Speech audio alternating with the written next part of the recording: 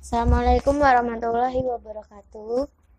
Di video yang kali ini kita akan bahas tentang Packet Tracer Skill Integration Challenge dengan addressing table-nya. Di sini ada banyak banget device-nya.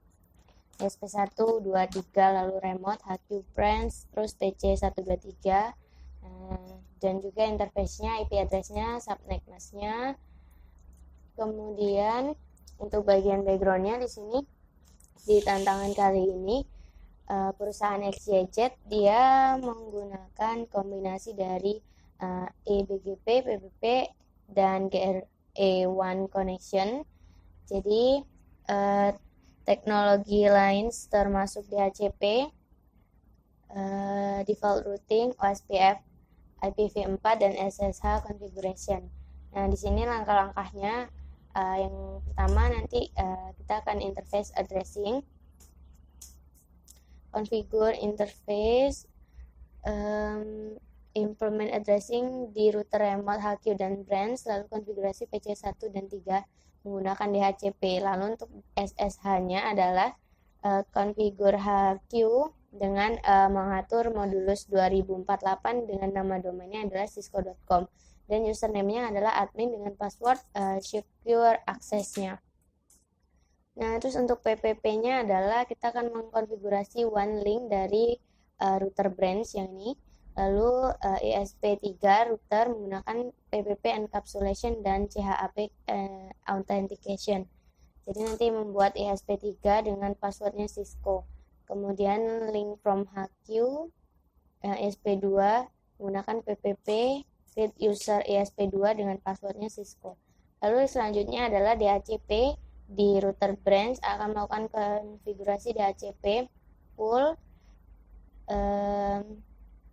Lalu berikutnya adalah default routing, nanti mengonfigurasi remote yang ini dengan default route ke ESP1 router menggunakan next hop IP sebagai argumen. Lalu IBGP routingnya untuk bagian konfigurasi branch-nya nanti konfigurasi branch, add branch, kemudian konfigur HQ-nya, lalu ada GRE tunneling, OSPF routing, dan di sini juga nanti ada connectivity-nya. Nah, untuk bagian yang pertama kita cek dulu ke branch. Nah, di sini ada langkah-langkahnya. Yang pertama kita akan melakukan username ESP3 password Cisco dengan interface-nya adalah G0/0, lalu IP address-nya 192.168.10.1 dengan subnet mask-nya 255.255.255.0, kemudian no shutdown.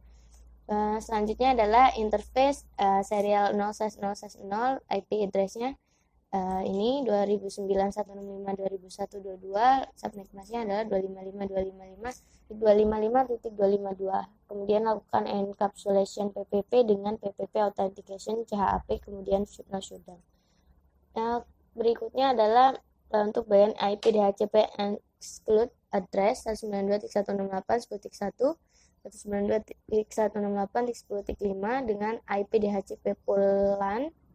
Kemudian networknya 192.168.10.0 dengan subnet mask-nya juga ini. Kemudian default routernya adalah 192.168.10.1 dan DNS servernya 192.168.30.250. Lalu router BGP-nya adalah 65010.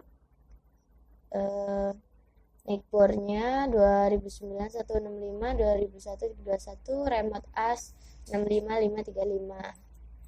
Untuk networknya 192.168.10.0 dengan subnet mask-nya ini. Kemudian kita end seperti ini. Setelah itu kita akan beralih ke router HQ dengan perintah ini. Oke, kita lihat dulu yang tadi.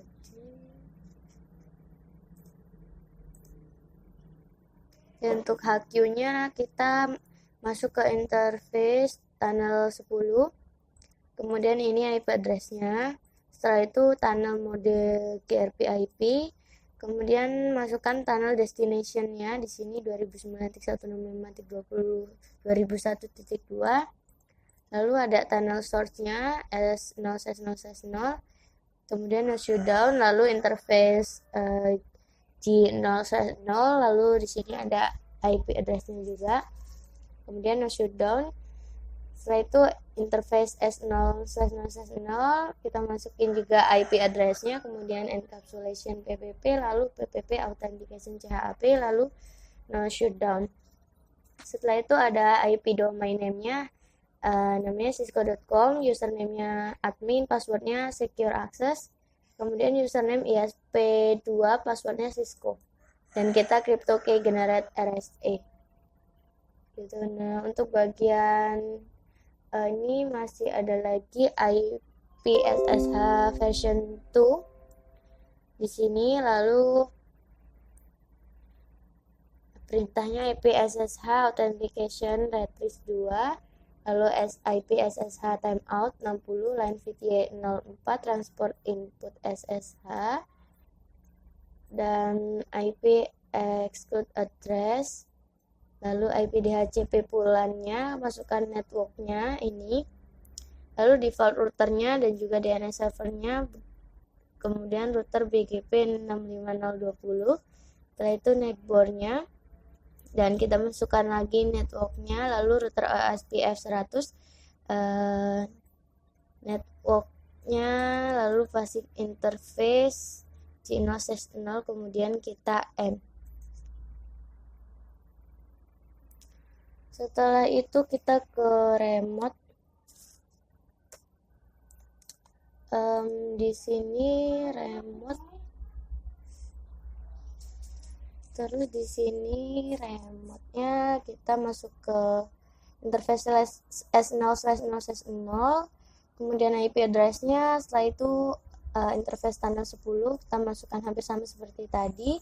Tunnel destination-nya juga, tunnel source-nya, no shutdown, kemudian masuk ke interface G0/0, lalu IP address-nya, kemudian no shutdown.